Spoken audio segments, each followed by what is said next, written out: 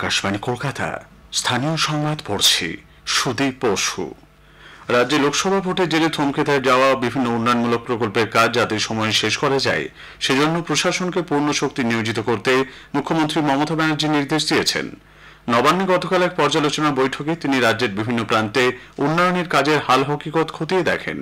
কোথায় কতটা আর্থিক বরাদ্দ হয়েছে, কতদূর কাজ এগিয়েছে, চলতে থাকা কাজ কতটা বাকি, সেই সমস্ত বিষয় নিয়ে আলোচনা হয়েছে। একই সঙ্গে আবাস প্রকল্পে যোগ্য উপভোক্তাদের চিহ্নিত করে নতুন করে সমীক্ষা চালানোর নির্দেশ দেওয়া হয়েছে বলেও প্রশাসনিক সূত্রে খবর। সম্প্রতি উত্তরবঙ্গের জলপাইগুড়িতে টর্নেডোয় ব্যাপক ক্ষয়ক্ষতি হয়। ঘূর্ণিঝড় রিমালে ক্ষতিগ্রস্ত হয়েছে সুন্দরবন সহ উপকূলবর্তী অঞ্চল। দুর্গত এলাকার পুনর্গঠন ও বাসিন্দাদের পুনর্বাসনের কাজ দ্রুত শেষ করতে মুখ্যমন্ত্রী নির্দেশ দিয়েছেন।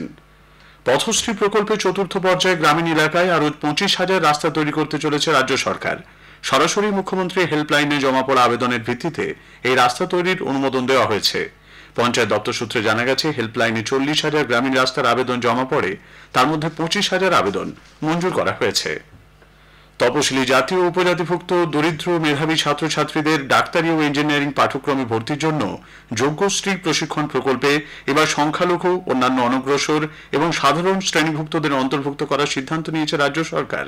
মুখ্যমন্ত্রী মমতা ব্যানার্জি গতকাল এক্স হ্যান্ডেলে জানিয়েছেন, এরাও একাদশ শ্রেণী থেকে এই প্রকল্পে বিনামূল্যে প্রশিক্ষণের সুযোগ পাবে। এজন্য রাজ্য জুড়ে প্রশিক্ষণ কেন্দ্রের সংখ্যা বাড়িয়ে করা হয়েছে 50। 2000 জন প্রশিক্ষিত সহায়ক নিয়োগ করা হয়েছে। চলতি বছরে এই প্রকল্পে রাজ্যের অনেক ছাত্রছাত্রী আইআইটি, জেইই অ্যাডভান্স, রাজ্য জয়েন্ট এন্ট্রান্স এবং নিটে সফল হয়েছেন বলেও পরিসংখ্যান দিয়ে জানিয়েছেন মুখ্যমন্ত্রী। রাজ্যে স্কুলে শিক্ষক পদে নিয়োগ দুর্নীতি কাণ্ডে এনফোর্সমেন্ট নির্দেশালয় ইডি মেয়াদ উত্তীর্ণ প্যানেল থেকে নিয়োগ পাওয়া 222 জনকে চিহ্নিত করেছে। স্কুল সার্ভিস কমিশন এদের বিভিন্ন স্কুলে নিয়োগের জন্য সুপারিশপত্র দিয়েছিল। সূত্রের খবর অনুযায়ী 222 জনের মধ্যে 183 জন মাধ্যমিক এবং 39 জন উচ্চ মাধ্যমিক পর্যায়ে নিয়োগ পায়। শিক্ষা দপ্তরের এক আধিকারিককে জিজ্ঞাসাবাদ করে এই তথ্য মিলেছে বলে খবর। 222 জনের নামের তালিকা কেন্দ্রীয় তদন্ত সংস্থাটি ইতিমধ্যে আদালতে জমা দিয়েছে। উত্তরবঙ্গে দলের ফলাফল পর্যালোচনায় শাসক দলের বরিষ্ঠ নেতা তথা রাজ্যের পুর নগরোন্নয়ন মন্ত্রী ফিরহাদ হাকিম গতকাল শিলিগুড়ি সহ পার্শ্ববর্তী এলাকার তৃণমূলের নেতাদের সঙ্গে বৈঠক করেছেন। বৈঠকে লোকসভা নির্বাচনে উত্তরবঙ্গে দলের খারাপ ফলাফলের কারণ পর্যালোচনা হয়েছে বলে জানা গেছে। উত্তরবঙ্গের পর্যবেক্ষক অরূপ বিশ্বাসের জায়গায় দায়িত্ব পেয়েছেন ফিরহাদ হাকিম। রবিবার কলকাতা থেকে সস্ত্রীক আলিপুরদুয়ার পৌঁছন তিনি। এবার কোচবিহার উত্তর বিধানসভার ঢাংটিংগুড়ি গ্রাম পঞ্চায়েত বিজেপির হাতছাড়া হলো।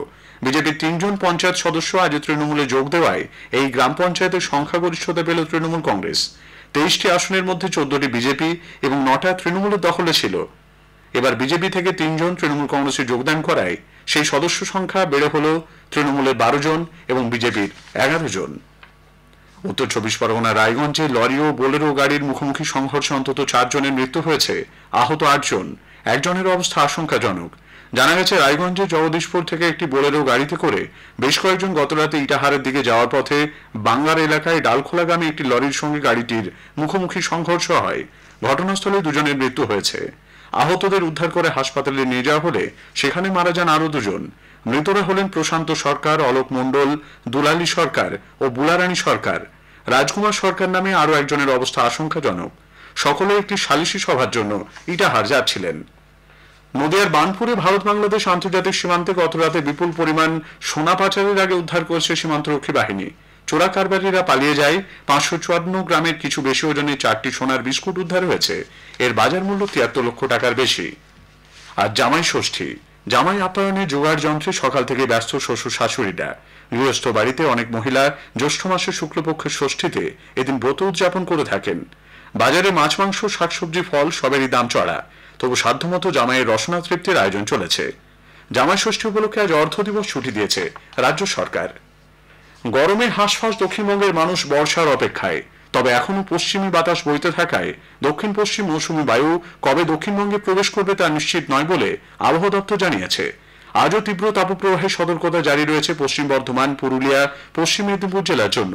বাঁকুড়া, ঝাড়গ্রাম, বীরভূম, পূর্ব বর্ধমান ও হুগলি জেলার কিছু অংশে তাপপ্রবাহের পরিস্থিতি থাকার সম্ভাবনা। বাকি অংশে থাকবে অস্বস্তিকর গরম। স্থানীয় সংবাদ শেষ হলো।